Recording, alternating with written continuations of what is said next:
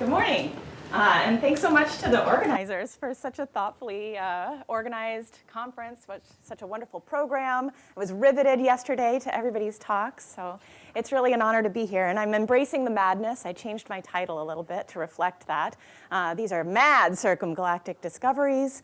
And I'd like to just give a shout out to my collaborators here, Hannah Bish, Greg Bryan, Michael Messere, who's here today, Josh Peak, Mary Putman, David Shimonovich, Kirill Chernyshov, and Yung Zheng.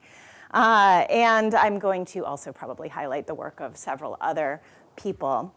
And apologies to Cassie for showing this beautiful watercolor image of the CGM, but it is one of my favorites, so I always have to start with this. But in fact, I think this other plot from the Tumlinson Peoples and Work review is maybe more appropriate for this conference, which shows the kind of fake phase plot that we made, assuming various equilibrium conditions in the CGM. But what I like about it is that it highlights some of the ions of interest that have been very fruitful for understanding the multi-phase nature of the circumgalactic medium. And today I'm going to highlight particularly the low redshift circumgalactic medium, in fact, the literally zero redshift circumgalactic medium around the Milky Way. And for that reason, I'm going to talk about carbon-4 and collisional ionization equilibrium.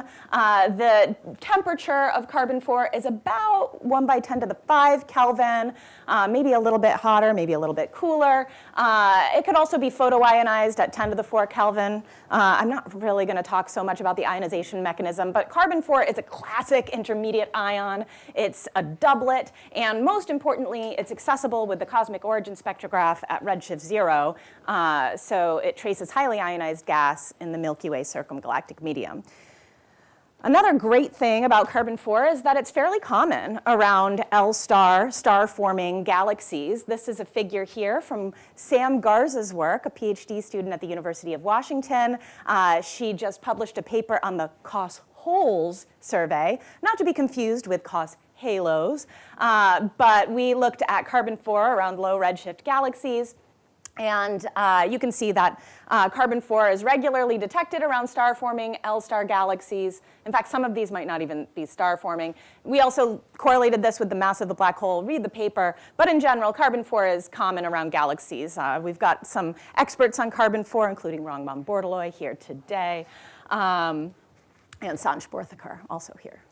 So another thing, and please no photos of this plot, but Sam Garza is now working on a different survey, the Civil survey, carbon-4 in L-star galaxies, which looks at carbon-4 around some of the same COS-HALOS galaxies that have oxygen-6 around them. And she is about to publish a paper telling us that carbon-4 actually exhibits the same dichotomy with L-star star-forming and passive galaxies as oxygen-6 at the same level, and this is totally independent of mass in a mass-controlled sample. And you can see this dichotomy here. This is the column density of carbon-4, the specific star formation rate of our sample of galaxies, which include both red and blue, and even just the covering fractions of these things you can see by eye are very different for red and blue galaxies. All right, so enough about, the last thing about carbon-4 I want to tell you. We talked a little bit about spatial coherence, and there's been a number of works that have shown that carbon-4 is actually coherent on fairly large scales. This is work that I'm highlighting from Philip Richter in 2017, and what you can see here is a pair of two quasars that are separated on the sky by about 54 arc minutes, a little less than a degree. And what you see here are the stacks in LSR velocity, and now the LSR velocity 0 is actually Milky Way. But what you see is that some of these low ions, they're not super coherent, although there's some level of coherence. But the carbon-4 is actually very consistent among these things, indicating that these are somewhat larger structures than are traced by the lower ionization state cooler gas. So with that in mind, I just want to remind you all that Hannah Bish, PhD graduate of the University of Washington, now postdoc at Space Telescope, led a survey that we called Quastar that really leveraged this spatial coherence of carbon-4 and was trying to learn about the low-velocity extended circumgalactic medium of the Milky Way. And one of the challenges of studying the Milky Way's circumgalactic medium is that despite all of the many lines of sight you can use to probe it, the majority of the circumgalactic medium kind of concentrates at a local standard of rest velocity of 0, which is right where the ISM is. So everything is totally blended when you're looking at these quasar lines of sight. However, if you say, okay, well, the ISM is roughly coherent on 2-degree scales, and you find quasars paired nearby with blue horizontal branch stars that are bright in the UV, you can do this kind of cool subtraction method that Hannah pioneered to look at all the low velocity stuff that would be beyond these halo stars.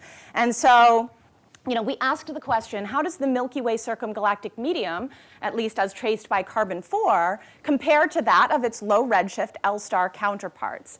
And I'm going to skip over all the meat of Hannah's work. I refer you to her paper in case you're curious how she did this.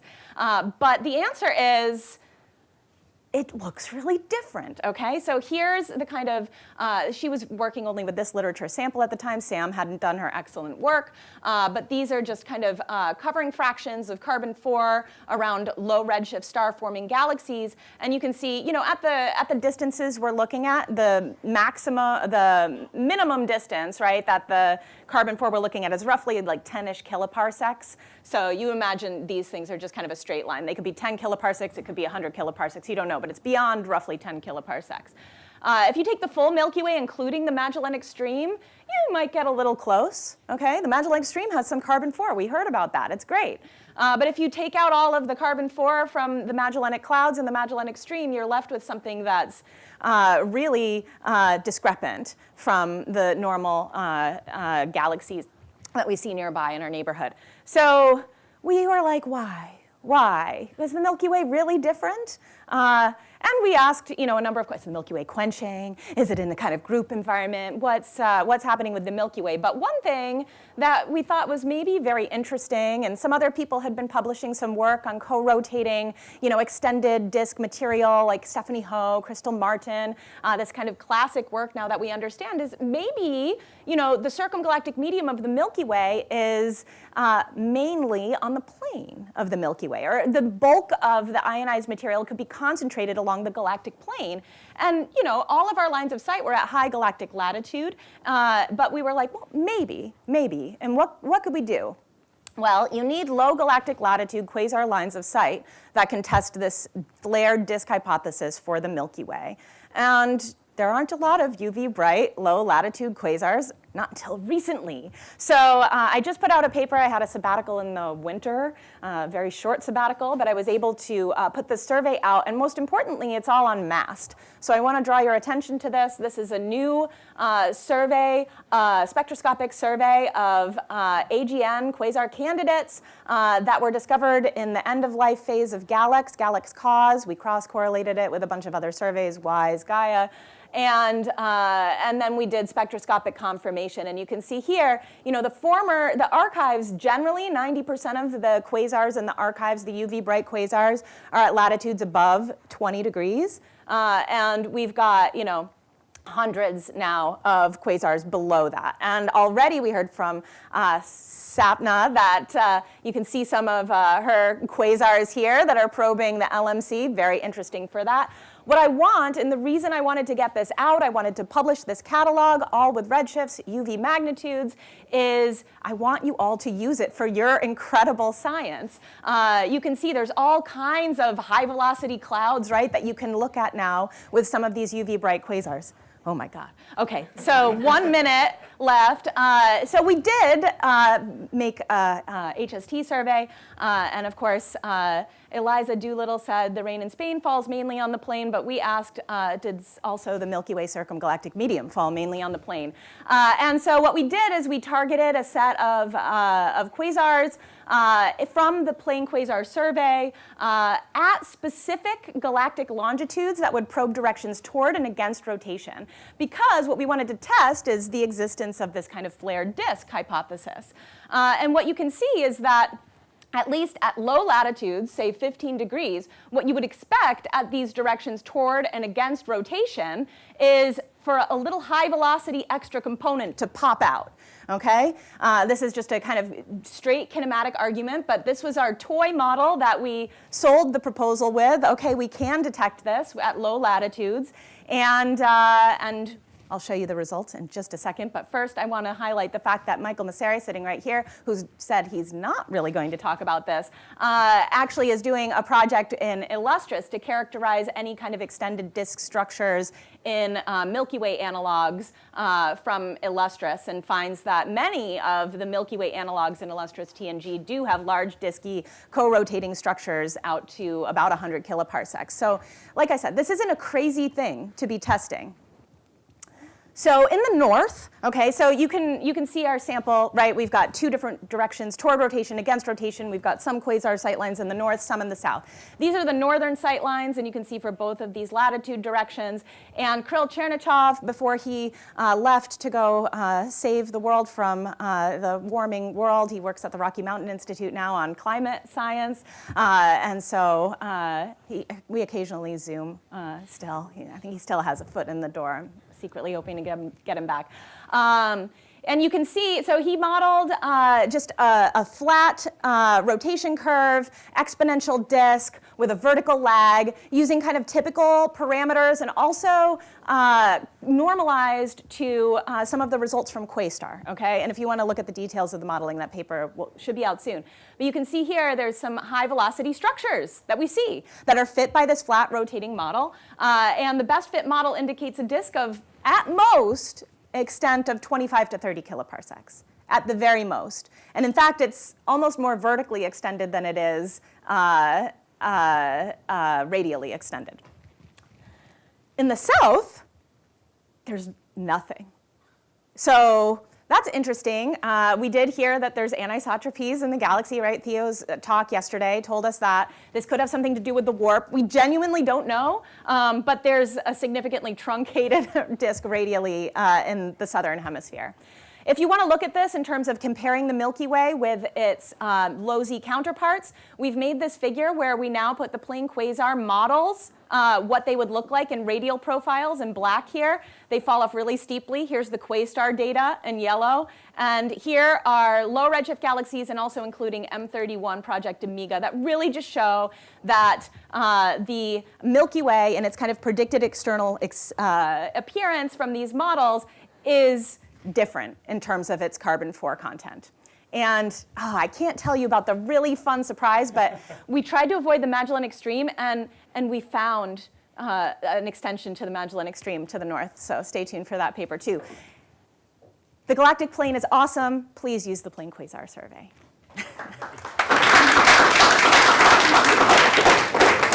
I now realize that I should actually stand on this side so I can... Thank you. Yeah, my back was to you the whole time. Thank you for the wonderful talk. Does anyone have any questions? I do, actually. So just in the north-south comment, so towards closer distances, the warp does go to the north and does not go to the south. So like if you just look at the most recent model of the warp, you would see that the southern tip of the warp is too far away for most of us to see. So that might just be directly, perhaps, what you're seeing? I think so, actually. We do think so when we looked at these data. So yeah. Other questions then? If not, I have another question. So one of the assumptions for the Quasar project was that the ISM is rather smooth on 2-degree scales. Yep. So, and carbon-4. And carbon-4. Right. None of sodium, no chance. Oh yeah. Yeah. But do we see that from the simulations? What sort of expectations do we have? That's actually a really good question. I don't know if we've looked at any kind of these like coherence scales. Dylan, have you looked at that? You said you were interested in coherence length scales. In progress. Okay. So stay tuned. Yeah. I'll ask about Magellan Extreme. You guys, is that in carbon-4, that extension? Yeah, just in carbon-4. No. Okay. And so here's the data. What's really crazy about it is, okay, so we've got these sightlines in the north over here, and you can see this, a couple detections in the north for these two, right here. And it's similar to this high velocity ridge, which has also been hypothesized to potentially be part of the Magellanic Stream. But I should show you like the velocity gradient that I line up with some of your work, and it's like perfectly lined up with, but an extension to the velocity gradient. But you see that it like really, it doesn't show up in low ions. The ones down here, 2 of them show up in silicon-4, but then nothing else. It's really just carbon-4. That is super cool. Which, thank you. I think so too. Any other closing questions? If not, let's thank our valiant first speaker.